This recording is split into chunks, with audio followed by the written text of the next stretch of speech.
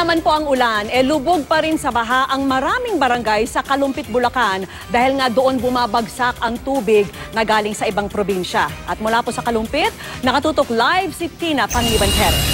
Tina. Vicky, tirik ang araw buong maghapon dito sa Kalumpit, Bulacan, pero ang ilang nakatira rito nangangamba pa rin sa baha.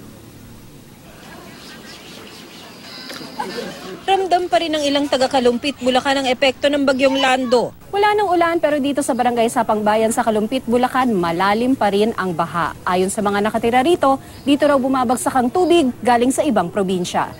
Nangangamba silang baka tumaas pa ang baha dahil hindi pa raw todong bumababa rito ang tubig galing ng Pampanga at Nueva Ecija. Pero may mga ayaw lumikas. Mahirap po kasi po may anak kami maliliit, mahirap pong bumakwit.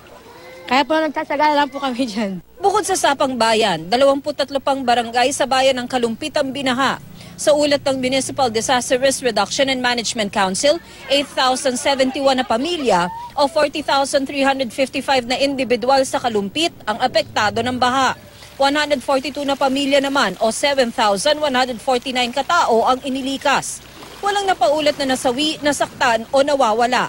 Suspendido ang klase sa San Jose Elementary School dahil sa baha. Iniulat din ng MDRRMC na lahat ng kalye at tulay ay nadaraanan ng lahat ng klase ng mga sasakyan. Hindi naman madaanan ng maliliit na sasakyan ng Kalumpit-Hagonoy Road dahil sa baha. Ayon sa Bulacan PDRRMO, inaasahang babahain din ang bayan ng Hagonoy dahil catch basin din ito ng Pampanga River.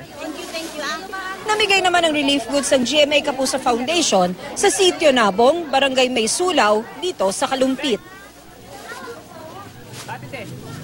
Kahit wala ng ulan dito sa Kalumpit, Bulacan, nananatiling nakaalerto ang mga lokal na opisyal at mga volunteer pa sa anumang emergencies. Vicky? Maraming salamat sa iyo, Tina Panganiban-Perez.